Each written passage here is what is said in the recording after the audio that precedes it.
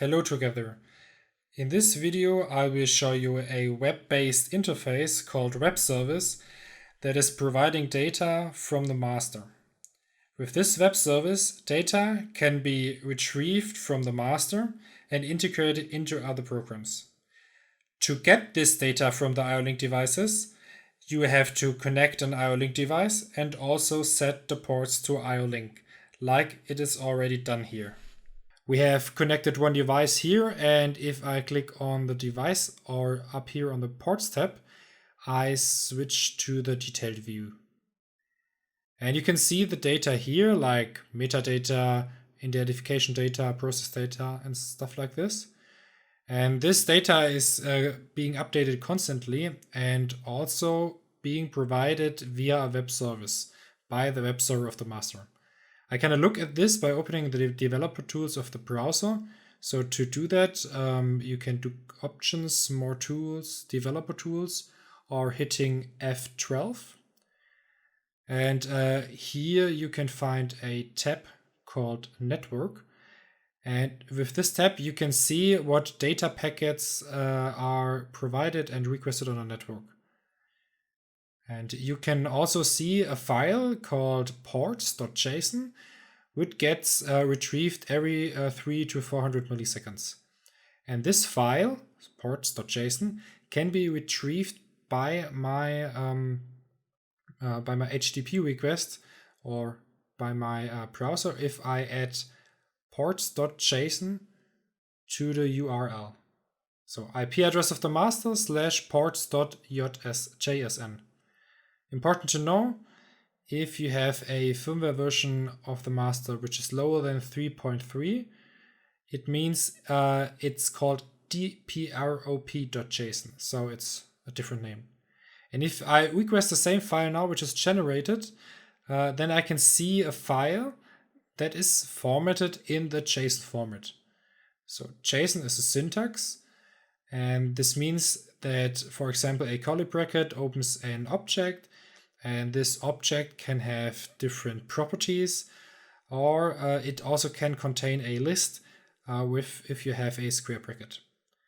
And if we have a look at the whole thing, then we can see that we have one object right here, and it consists of the property interface and prods. And in the property interface, the version and the description, for example, is described. And in the property ports, you have a list, and behind this list, you have several entries. So for example, you can find metadata, like vendor name, product ID, process data inputs, and process data outputs. And it starts with port 0, so that's port 1, and we have a device on port 3 connected, so I can see the connected device and its data accordingly here.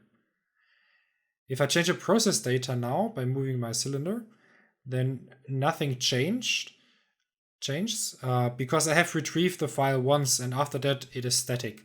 So I can retrieve the file again, and then you can see that here now the process data is changing.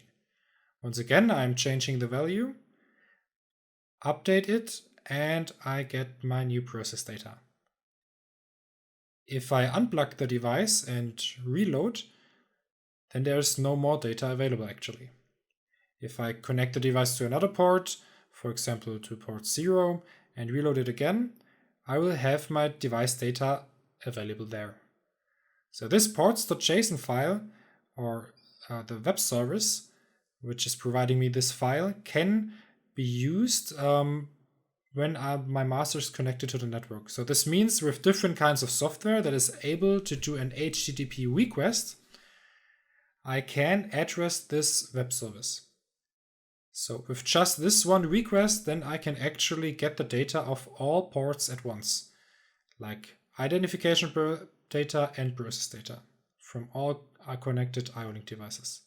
The file that is queried here has a total of 16 entries, so if you scroll down a bit, you can see that there are some entry points that say none. And the reason is because our biggest master has 16 ports, and the file is structured the same for all masters. Every Ethernet-based IO link master from Valve has this web service.